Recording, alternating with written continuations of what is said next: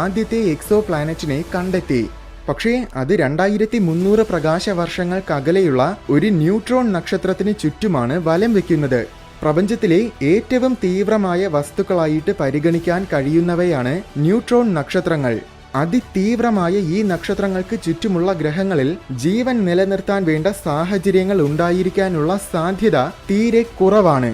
അതിനുശേഷം വീണ്ടും നമ്മൾ പല എക്സോ പ്ലാനറ്റുകളെയും കണ്ടെത്തി. നിർഭാഗ്യവശാൽ അതെല്ലാം ഭീമാകാരമായ വാതക ഭീമൻ ഗ്രഹങ്ങളായിരുന്നു. അവയിലും ജീവന്റെ സാധ്യത താരതമ്യേന കുറവാണ്. എന്നാൽ നമ്മുടെ ടെക്നോളജികൾ മെച്ചപ്പെടാൻ തുടങ്ങിയപ്പോൾ ബഹിരാകാശത്തിൽ മറഞ്ഞു കിടന്നിരുന്ന അനന്തമായ ഗ്രഹങ്ങൾ നമുക്ക് മുന്നിൽ അനാവൃതമായി. ഇന്ന് നമ്മൾ 5400-ലേറെ എക്സോ പ്ലാനറ്റ്സിനെ കണ്ടുപിടിച്ചിട്ടുണ്ട്. അതിൽ വാതക ഭീമൻ ഗ്രഹങ്ങളും തണുത്തുറഞ്ഞ ഗ്രഹങ്ങളും അഗ്നിലോകങ്ങളും അതിനൊക്കെ പുറമെ ഭൂമിക്ക് സമാനമായ ഗ്രഹങ്ങളുമുണ്ട്. അതിലൊരു ഗ്രഹം എന്നാണ്. ഈ മനോഹരമായ ലോകത്തിന്റെ രഹസ്യങ്ങൾ എന്താണെന്ന് നമുക്ക് നോക്കാം.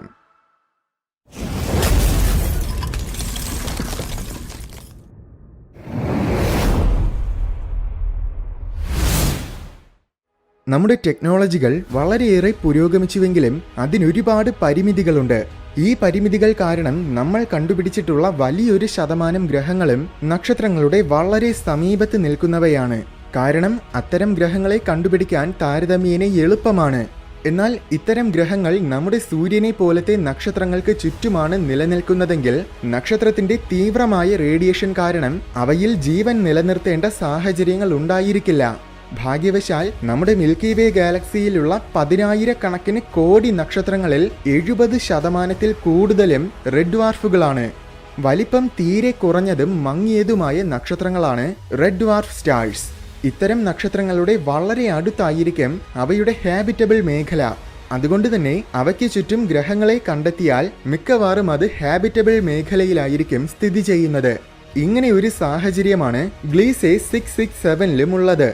ഭൂമിയിൽ നിന്നും ഏകദേശം 23 പ്രകാശ വർഷങ്ങൾക്കകലെ വൃശ്ചികം രാശിയിൽ കാണപ്പെടുന്ന ഒരു സ്റ്റാർ സിസ്റ്റമാണ് ഗ്ലീസെ 667.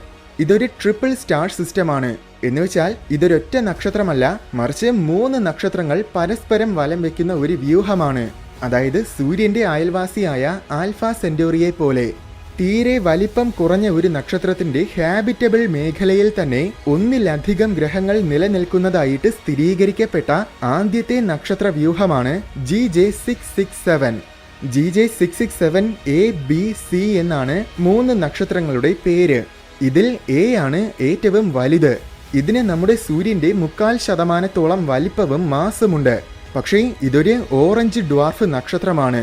റെഡ് ഡ്വാർഫുകളേക്കാൾ വലിപ്പം കൂടിയതും എന്നാൽ നമ്മുടെ സൂര്യനെ പോലത്തെ യെല്ലോ ഡ്വാർഫുകളേക്കാൾ വലിപ്പം കുറഞ്ഞതുമായ നക്ഷത്രങ്ങളാണ് ഓറഞ്ച് ഡ്വാർഫ്സ്. ഇത്തരം നക്ഷത്രങ്ങളുടെ പ്രകാശ തീവ്രത താരതമ്യേന പൊതുവെ വളരെ കുറവായിരിക്കും. എങ്കിലും റെഡ് ഡ്വാർഫ്സിനേക്കാൾ പ്രകാശമുണ്ടായിരിക്കും. ഉദാഹരണത്തിന് നമ്മുടെ ആകാശത്തിൽ ഒരൊറ്റ റെഡ് ഡ്വാർഫിനെ പോലും നഗ്നനേത്രങ്ങൾ കൊണ്ട് കാണാൻ പറ്റില്ല. എന്നാൽ അപൂർവം ചില ഓറഞ്ച് ഡ്വാർഫുകളെ കാണാൻ കഴിയും. എന്തായാലും ഗ്ലീസെ 667A-ക്ക് സൂര്യന്റെ വെറും 12% പ്രകാശ തീവ്രത മാത്രമേ ഉള്ളൂ. രണ്ടാമത്തെ നക്ഷത്രമായ ഗ്ലീസെ 667B-ക്കും ഏകദേശം എയുടെ അത്ര തന്നെ വലിപ്പവും മാസമുണ്ട്. ഇതും ഒരു ഓറഞ്ച് ഡ്വാർഫാണ്. സൂര്യൻ പുറത്തുവിടുന്നതിന്റെ 5% പ്രകാശം പോലും ഈ നക്ഷത്രത്തിൽ നിന്നും വമിക്കുന്നില്ല. ഈ 2 നക്ഷത്രങ്ങളും ഏകദേശം 190 കോടി കിലോമീറ്റേഴ്സ് അകലത്തിലൂടെയാണ് പരസ്പരം വലം വെക്കുന്നത്. 190 കോടി കിലോമീറ്റേഴ്സ് എന്ന് പറയുമ്പോൾ സൂര്യനിൽ നിന്നും ഭൂമി വരെയുള്ള ദൂരത്തിന്റെ 13 മടങ്ങാണ്.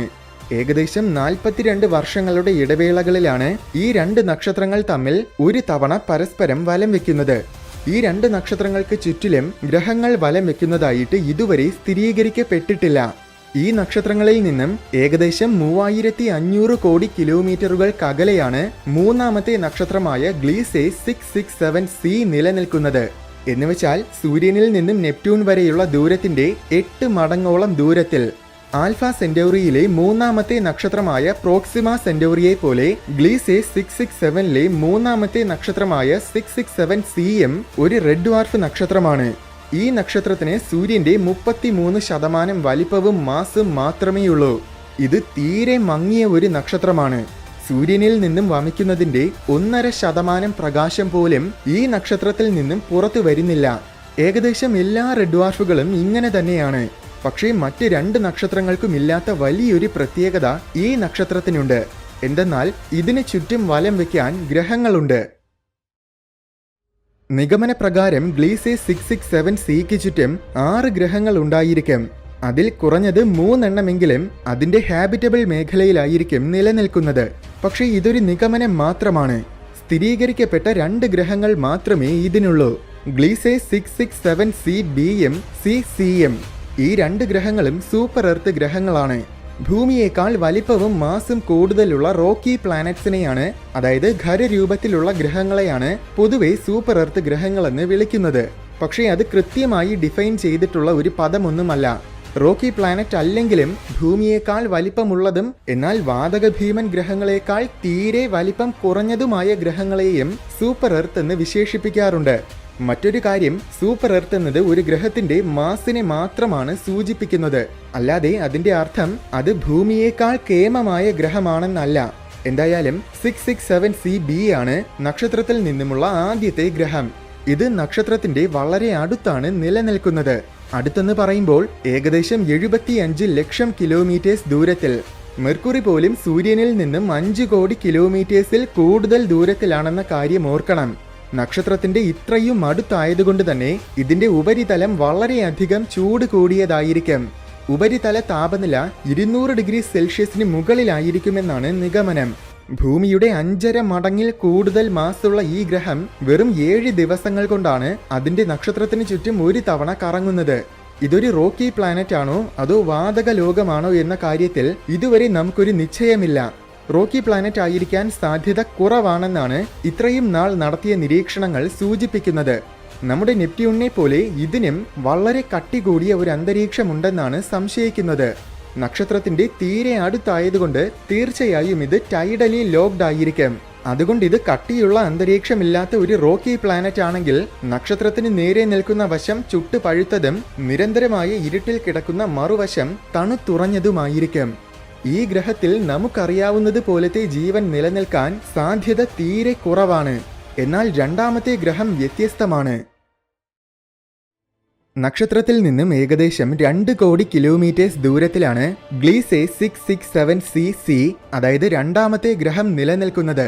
ഏകദേശം 28 ദിവസങ്ങൾ കൊണ്ടാണ് ഇതൊരു തവണ നക്ഷത്രത്തിനെ വലം വയ്ക്കുന്നത്. ഇതിന് നമ്മുടെ ഭൂമിയുടെ 4 മടങ്ങോളം മാസുണ്ട്. ഇതുവരെയുള്ള നിരീക്ഷണങ്ങളിൽ നിന്നും ഇതൊരു റോക്കി പ്ലാനറ്റ് ആയിരിക്കുമെന്നാണ് മനസ്സിലാക്കാൻ കഴിയുന്നത്.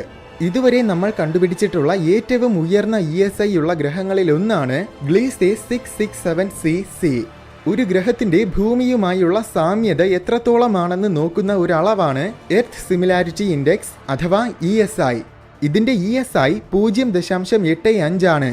എന്നുവെച്ചാൽ ഇതിന് ഭൂമിയുമായി 85% സാമ്യതയുണ്ട്. സാമ്യത എന്ന് പറഞ്ഞാൽ അത് ബാഹ്യമായി കാണപ്പെടുന്ന സാമ്യത മാത്രമാണ്, അല്ലാതെ അവിടെ ഭൂമിയിലുള്ളത് പോലത്തെ അവസ്ഥകളാണെന്നല്ല. അതിനെക്കുറിച്ചും ESIയെക്കുറിച്ചും വളരെ വിശദമായി മറ്റൊരു വീഡിയോയിൽ ഞാൻ പറഞ്ഞിട്ടുണ്ട്. എന്തായാലും 2 കോടി കിലോമീറ്റേഴ്സ് ദൂരം എന്ന് പറയുമ്പോഴും നമ്മുടെ സൗരയൂഥവുമായിട്ട് താരതമ്യം ചെയ്യുമ്പോൾ അത് നക്ഷത്രത്തിന്റെ വളരെ അടുത്താണ്. പക്ഷേ ഇത് തീരെ മങ്ങിയ നക്ഷത്രമായതുകൊണ്ട് നക്ഷത്രത്തിൽ നിന്നും ഏകദേശം 1.5 കോടി കിലോമീറ്റേഴ്സ് മുതൽ 3.5 കോടി കിലോമീറ്റേഴ്സ് വരെയാണ് അതിന്റെ ഹാബിറ്റബിൾ മേഖല. അപ്പോൾ ഈ ഗ്രഹം നക്ഷത്രത്തിന്റെ ഹാബിറ്റബിൾ മേഖലയുടെ ആരംഭത്തിലാണ് നിലനിൽക്കുന്നത്. അതിനാൽ തന്നെ സൂര്യനിൽ നിന്നും ഭൂമിക്ക് ലഭിക്കുന്നതിന്റെ 90% പ്രകാശമാണ് ഈ ഗ്രഹത്തിന് ഇതിന്റെ നക്ഷത്രത്തിൽ നിന്നും ലഭിക്കുന്നത്.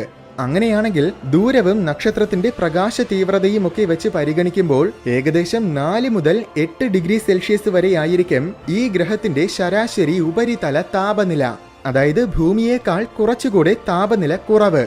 നക്ഷത്രത്തിൽ നിന്നും ലഭിക്കുന്ന പ്രകാശത്തിൽ വലിയൊരു ശതമാനവും നമുക്ക് കണ്ണിൽ കാണാൻ കഴിയാത്ത ഇൻഫ്രാറെഡ് കിരണങ്ങളാണ്. അതുകൊണ്ട് ഗ്രഹത്തിന്റെ ഉപരിതലം താരതമ്യേന ശകലം ഇരുട്ട് നിറഞ്ഞതായിരിക്കും. എന്തായാലും സൂര്യനിൽ നിന്നും ഭൂമിക്ക് ലഭിക്കുന്നതിന് തുല്യമായ അളവിലുള്ള ഊർജം ഈ ഗ്രഹത്തിന് ഇതിന്റെ നക്ഷത്രത്തിൽ നിന്നും ലഭിക്കുന്നുണ്ട്. അപ്പോൾ ഇതിന്റെ ഉപരിതലത്തിൽ ജലത്തിന് ദ്രാവക രൂപത്തിൽ തന്നെ നിലകൊള്ളാൻ കഴിയും. ഇവിടെ നിന്നാൽ പകൽ സമയത്തിൽ 3 നക്ഷത്രങ്ങൾ ഒരുമിച്ച് ഉദിച്ചു നിൽക്കുന്ന മനോഹരമായ ദൃശ്യം കാണാം. രാത്രിയിലാണെങ്കിൽ മറ്റ് 2 നക്ഷത്രങ്ങൾക്കും നമ്മുടെ ആകാശത്തിലെ ചന്ദ്രന്റെ അത്രത്തോളം തിളക്കമുണ്ടായിരിക്കും. അത് വളരെയേറെ കൗതുകമുളവാക്കുന്ന ഒരു കാഴ്ച തന്നെയായിരിക്കും.